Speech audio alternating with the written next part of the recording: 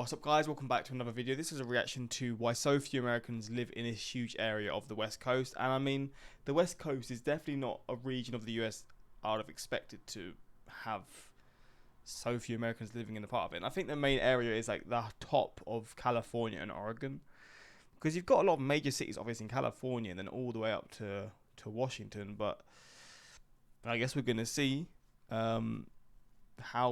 how many people live here. Maybe it is in comparison to, like, there's like an area around here, right, where few people live, and obviously the states here, the Dakota states and Montana and stuff, they're very low in population, so maybe it won't be as similar, but still, I guess we're going to see. Also, links are in the description if you want to see some more of my reactions that I can't post on YouTube, but let's just check this out. The west coast of the United States is a heavily populated area of the country overall. From San Diego and Los Angeles, to San Francisco and Sacramento in California, and Portland and Seattle in the Pacific Northwest, the West Coast is home to over 50 million Americans.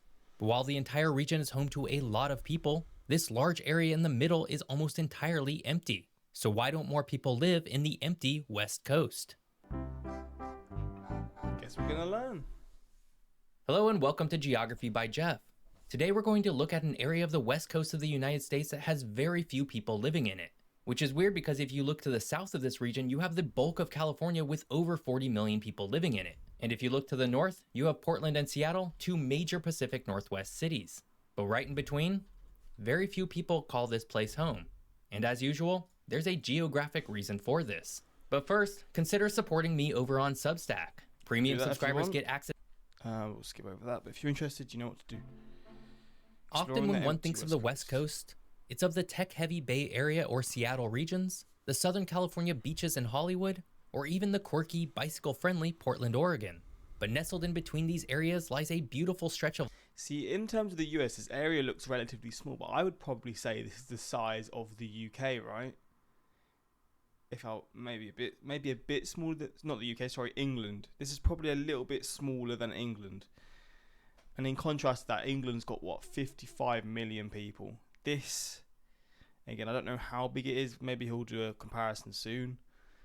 But it's a big area of land, even in the grand scheme of things. Because, again, the US is so big it would look small, but it ain't small for damn sure. Of land comprising the northern portion of California and the southern part of Oregon.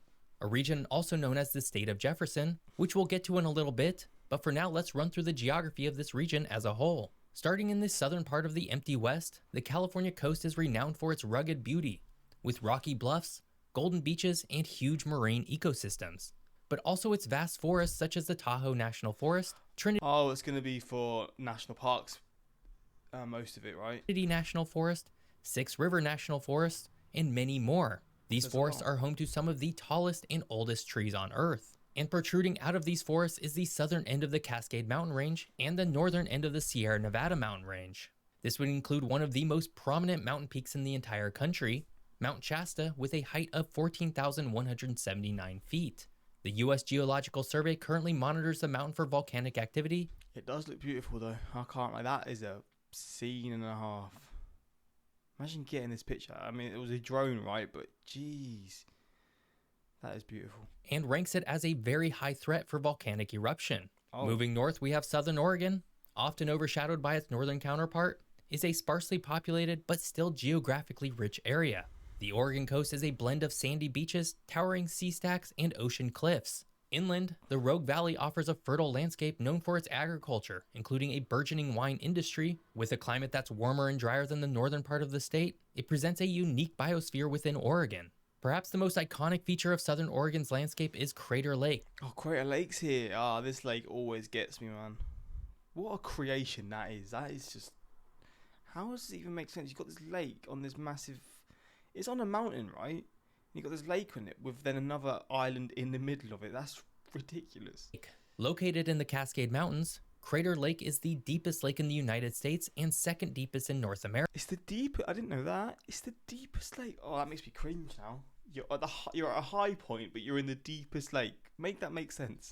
It was formed by the collapse of Mount Mazama nearly 7,700 years ago. Finally, the empty west-eastern boundary is marked by the Great Basin, a high desert landscape that's home to a unique array of plant and animal species. It offers a stark contrast to the coastal and forested regions of southern Oregon and northern California, having far more in common with Nevada than the other areas. The empty West is a truly striking region of the United States, but if you haven't picked up on it yet, it's this exact unique geography that makes it almost impossible to establish large population centers. We're going to explore why that is both historically and in the modern day. And of course, if you're enjoying this video, hit that subscribe. I sometimes feel like this guy's AI, man. He literally says everything so on point every time. He's like the perfect talking human. Today's video is sponsored by Incognate. Wait, he's got another sponsor? God damn, he's getting the bag, man. Come on. Get that money, lad. Yeah. The Columbia River and the Gold Rush. Oh, the Gold Rush, of course. In the beginning of the 1800s, the United States was still largely confined to the eastern part of the North American continent. However, with the acquisition of the Louisiana Purchase of 1803, which added a massive 828,000 square miles to the young nation, expansion to the west was inevitable.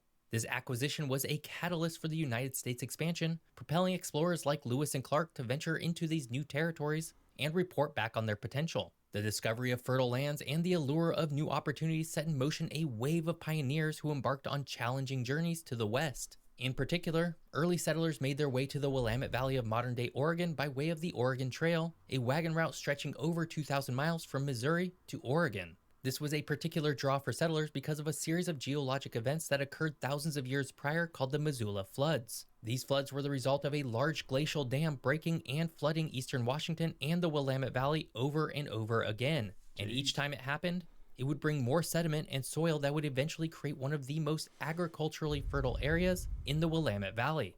And with the incredibly large Columbia River... It's kind of crazy that they can track like this stuff back, even though like I don't know how they would have. They've probably just got some rocks that just shows certain things, and they can just determine it came from there.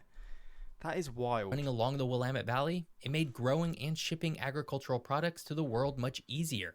Between 1841 and 1869, it's estimated that more than 400,000 settlers, miners, farmers, and ranchers would use the Oregon Trail to reach western lands. The next significant push westward came with the California Gold Rush in 1848. The lure of gold brought an estimated 300,000 people to Northern California, drastically altering the state's demographics. San Francisco morphed from a small settlement of around 200 residents in 1846 What? to a... It's crazy because obviously the US is such a young country. These cities, like these huge, well-known cities, aren't even that old. This is what, 170 years old? 175 years? There was 175 years ago, San Francisco had 200 people. Flipping hell. Booming town of about 36,000 by 1852. To facilitate this migration and make the journey less treacherous, the Transcontinental Railroad was constructed between 1863 and 1869. This massive feat of engineering linked the existing Eastern Rail network with the Pacific Coast at San Francisco, effectively bridging the continent and heralding a new era of westward expansion. The passing of the Homestead Act of 1862 further encouraged westward migration by providing settlers with 160 acres of public land, nearly free of charge. In exchange, wow, that sounds like a good time for getting free stuff, at least. Homesteaders were required to build a dwelling and cultivate crops. This act led to the distribution of 270 million acres of land by 1934, largely in the western states. This steady flow of settlers to the west continued well into the 1900s, bolstered by factors such as the Dust Bowl of the 1930s, which drove many farming families from the prairies of the Midwest to the southwest part of the country. I always hear about the Dust Bowl. I've never done a video on it. I need to learn more about it because I still don't fully understand.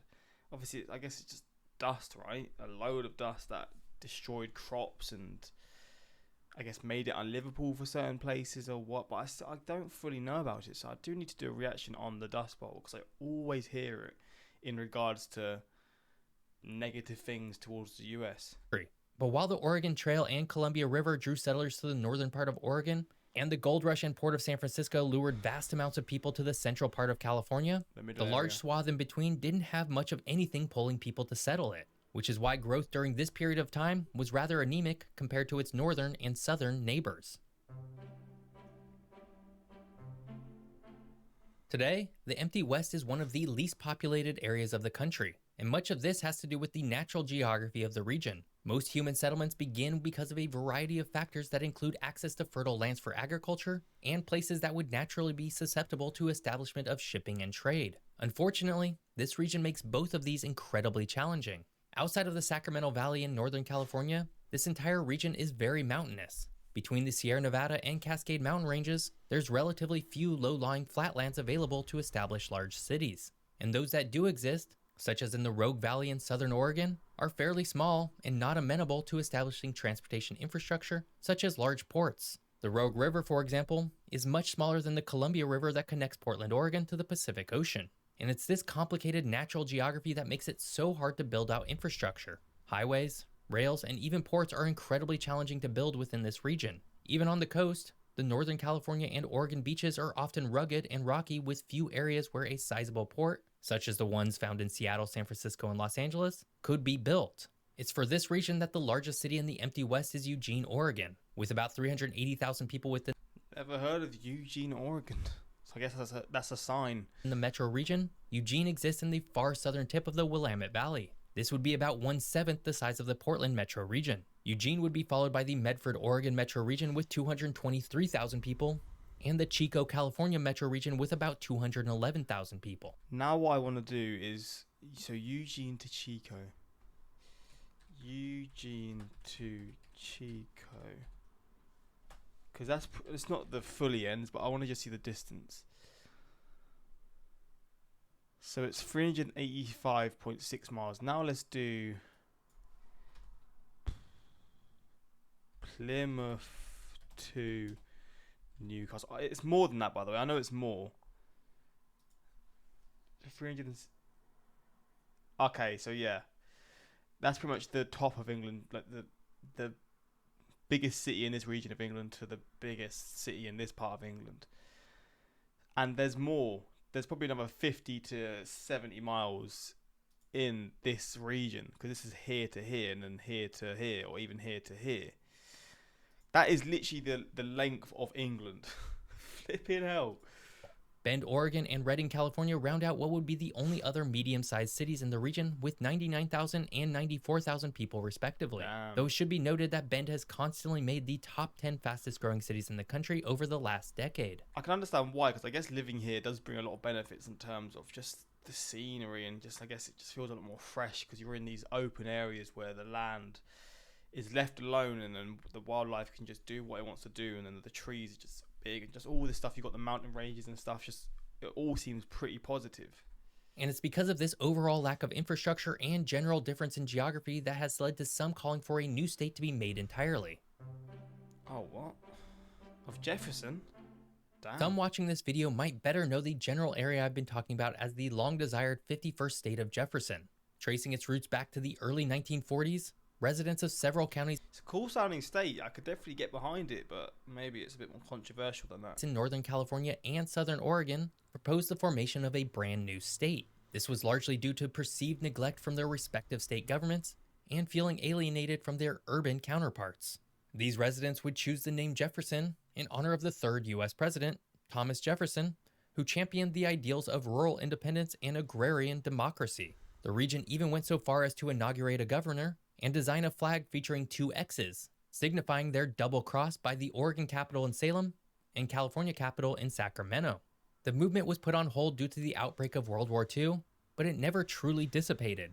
In recent years, the push for the state of Jefferson has seen a resurgence. Modern proponents argue that their rural communities lack adequate representation in state government, leading to discontent over issues such as land use regulations, taxation, and natural resource management. Currently, the state of Jefferson is more a state of mind than an actual recognized entity. Unfortunately for Jefferson statehood proponents, creating a new state is very challenging and requires approval from both the state's legislature and U.S. Congress. And that's even if the region itself actually still wants to form a new state at all. Not everyone within the area is on board the Jefferson statehood train.